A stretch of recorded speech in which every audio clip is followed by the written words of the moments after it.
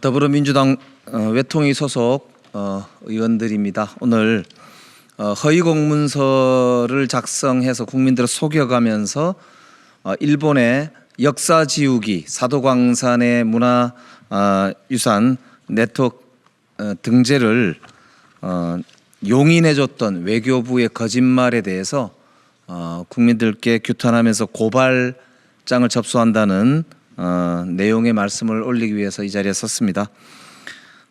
지난 외교통일위원회에서도 지적이 있었는데요.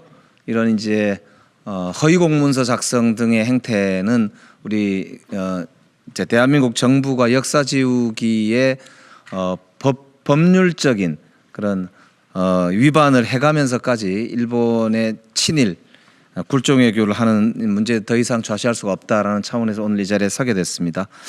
오늘 오신 분들 소개해드리고 성명서를 낭독하겠습니다.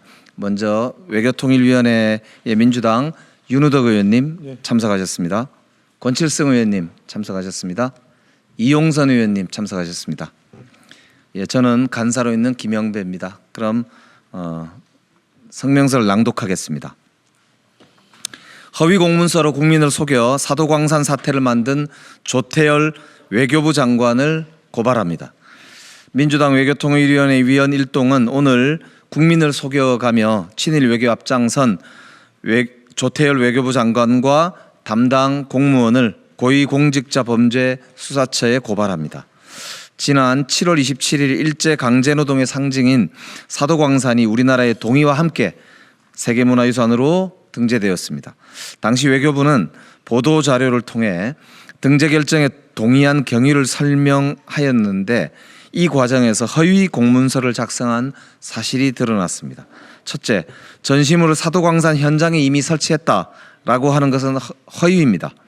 보도자료는 일본 정부가 전시물을 사도광산 현장에 설치라고 기술을 했으나 전시물이 설치된 아이카와 향토박물관은 사도광산으로부터 2 내지 3km 정도 떨어진 곳으로 세계문화유산 등재 지역에도 포함되어 있지 않습니다.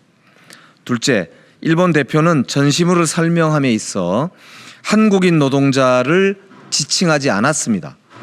외교부는 일본 대표가 한국인 노동자들이 처했던 가혹한 노동 환경을 설명하고 그들의 고난을 기억하기 위한 새로운 전시물을 설치했다고 했으나 실제 표현은 한국인 노동자가 아닌 모든 노동자를 위한 것이었음이 드러났습니다. 모든 노동자가 어떻게 한국인 노동자가 될 수 있단 말입니까? 사도광산은 일본 제국주의 시절 한국인 노동자들이 강제 동원되어 희생당한 비극의 현장입니다. 반드시 사실 그대로 역사에 기록되어야 하는 것입니다. 그럼에도 우리 정부는 강제라는 표현을 일본 정부에 요청했으나 거절당한 이후 외교 실패를 마치 성과처럼 포장하기 위해 허위 보도 자료를 배포한 것입니다.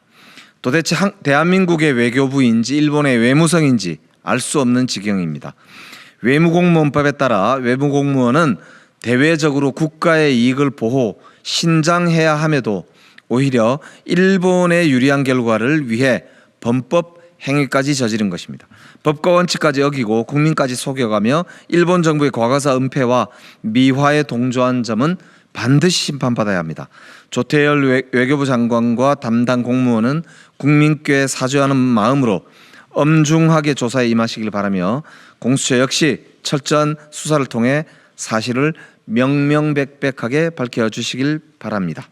2024년 9월 9일 더불어민주당 국회 외교통일위원회 위원 일동.